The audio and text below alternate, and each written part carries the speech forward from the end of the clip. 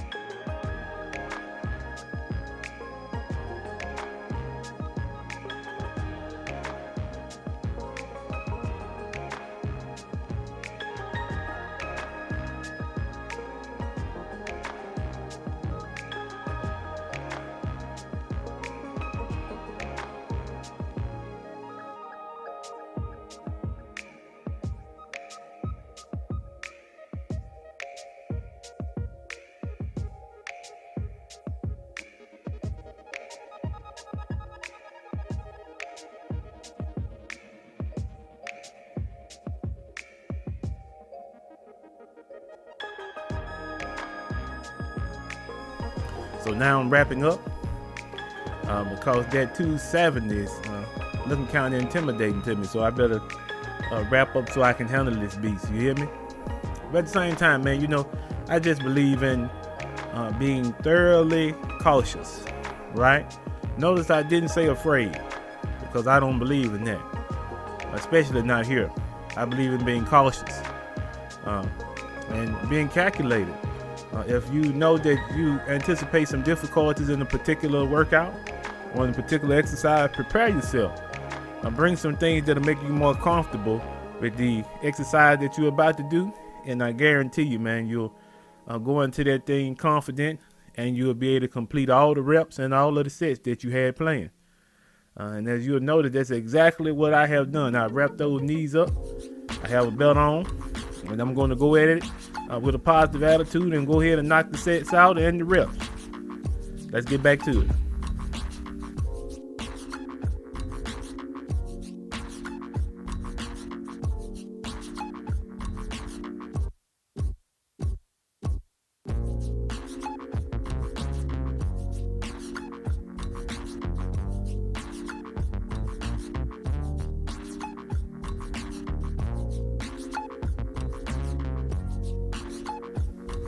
All right, so a small change of pace.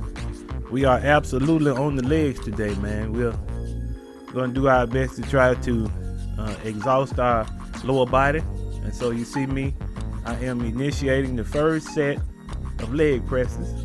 We're going to start at 180 pounds and then go all the way up to 540, then come back down to 180 pounds. So that's 9 sets. And we're going to do 10 reps apiece. Okay? So this particular exercise is one that's we're no stranger to it. We do it every week, and we do it in the same fashion, right? We do a pyramid. We go up to the highest weight that we can get, and then we backtrack and come on down. And so this particular day, we're not going to do anything different. We're going to do the same thing. And I've noticed too, man, that in doing those pyramids, that not only am I I'm increasing the weight that I'm able to handle as far as the leg press is concerned. But then too, man, because it's a pyramid, I'm also working on my ability to last longer when it comes to the amount of sets and repetitions that I can do. In a word, I'm building endurance. And so I've noticed that also. And I noticed too, man, that I'm not as winded as I would usually be. I'm not. And so for me, that's a good sign. That means we're making progress. That means that we are getting to a point where really our muscles, the muscle groups that we work, they're getting stronger. And that for me is all that I wanted, to be stronger, to get back to the shape that I was, or even better shape than I was before the pandemic started, right? All right, let's get back to it.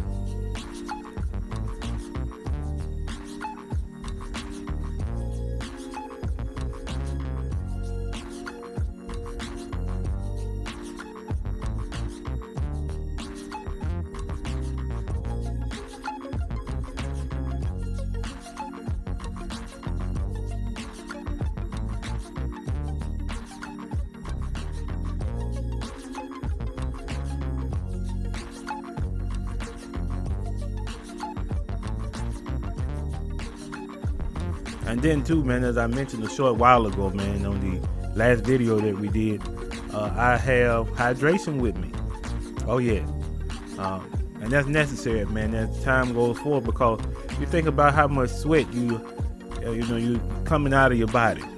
But think about all of the fluids coming out of your body at that time, especially if you're doing something very challenging. Then you need to have something on hand to replace those fluids, man. Because you don't want to get to a point where, you are feeling exhaustion because of not having enough fluids as opposed to the actual workout that you're doing. You want to have plenty of fluids so that the fatigue comes in the form of the energy that you have expended from your muscles, not necessarily from the lack of hydration that you have. And so that's important, to make sure you're hydrated while you're doing what you need to be doing. And especially, man, if you're going to go as heavy as this.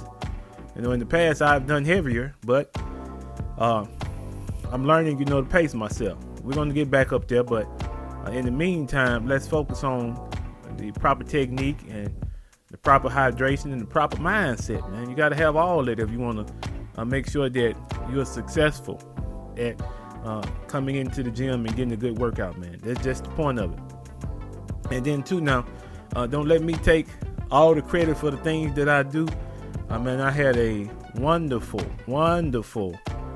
trainer while I was in college, man, who really made sure that not only did I understand the technique and the muscle groups, but also the reason behind some of the techniques that I use now, the reason behind some of the programs that I put together for myself now.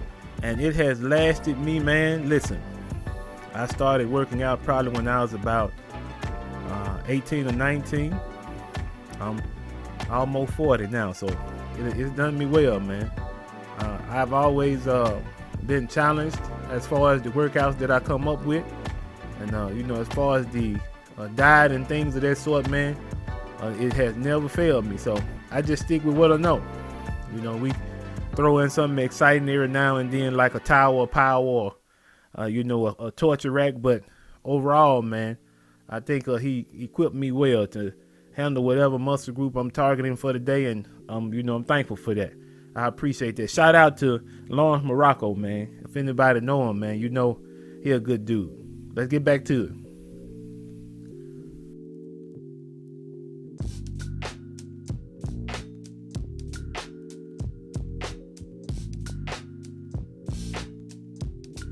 All right, family.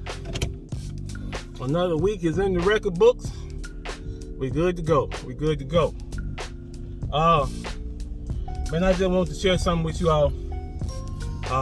I am today going to finish up on a goal that I had, man, a promise really. At the beginning of the contract for the computer refurbishment, man, I had decided that I was going to place a computer in the home of every student with a disability in my hometown. And today I'm going to do the last drop from all of the applications that were turned in. We're going to do the last drop. I owe them 11 computers, and that's exactly what we're going to deliver. But why that's so important to me, man, is I believe as a man, you give your word, you agree to something, right? I believe you should, let's get across the street here. I believe you should make good on what you say, man. You know? And then a lot of instances, man, that'll take you further than a lot of head knowledge, degrees, things of that sort. People knowing that they're able to trust what you say. They know that when they hear you say something, that you're gonna try your best to get it done. You got that much dedication. You got that much wherewithal. That the things that are in your immediate control, you're gonna steer those things to make good on your word, man. Takes a lot of willpower, takes a lot of determination, but that's what you expect of a man. You expect that. I hear so many times that that's what people say, oh, you a man, you supposed to do this and you supposed to do that. Well, a lot of things that people expect of us as men are things that they've come up with. And the reason why I say that is because a lot of times they expressing their opinion, and the ones who expressing their opinion have not lived one day as a man. They don't know the concerns, they don't know the difficulties, they don't know the weight that you carry around with you daily. They don't know. They don't have any idea. And yet they want to set a standard for you. So that's why I say it's so important to keep your word, because that's a form of you setting your own standard. This is you saying, okay, I'm taking control over the situation and I'm telling you what you ought to expect. So that you don't go off a preconceived notion, so that you don't say, well, I thought you was going to do this, or I thought you were going to do that. Nope. Because you're taking the situation into your own hands, you determine what's going to be delivered. You set the expectation. And if you set the expectation and you're able to carry it out, then guess what? You feel better about yourself. Forget about the expectations of other people. Because normally, the expectations, and I hate to put it this way, but it's the truth. The expectation that a person has of themselves is significantly lower than they have for everybody around them. That's just the truth of the matter. People looking at you, they expect so much of you, and so they don't expect that much of themselves. They don't. And see, that's where the accountability comes in. Accountability, looking at things and saying, okay, this is how much I owe, this is how much I need to pay, right? And like I said, keeping your word is a form of accountability, but it's a more tailored form of accountability because you decide what you're going to do. You decide what you want to be responsible for, accountable for, and more than likely, if the situation remains as normal, then that means that you will be able to carry through because you're setting a standard that you're able to reach. So you don't want to get involved in unrealistic standards. I'm speaking about that because there are a few things that have happened to me just as of late, where I have set realistic standards for myself, like this project that I had in Humphreys County High School, really the whole Humphreys County School District. I had a goal in mind when my contract started. I looked at what I was able to handle. I looked at the deliveries that I had on hand that I could make good on, and then I made a projection. I projected that I would be able to deliver 35 computers. I looked at, like I mentioned, I looked at inventory on hand. And just so happens, we were only 2 or 3 computers off, right? So the projection was good. And it put me at ease because I knew that this was a number that I was able to safely meet. So that's what you do, man. That's what you do. When you set reasonable expectations of yourself, not only is it teaching you how you need to handle things in a reasonable fashion, man, but then everybody can rely upon what you say, because you already know that what you're telling them, what you're projecting, is something that can be done. Now, if you go out here and say, okay, I have, like in my instance, there are 3 school districts in the South, in the Delta, that I want to address, and then you go in and you take on all 3 school districts at one time, then that's something that could be looked at as unreasonable, unless you got a team of 3 people and you're going to assign 1 person to each school district.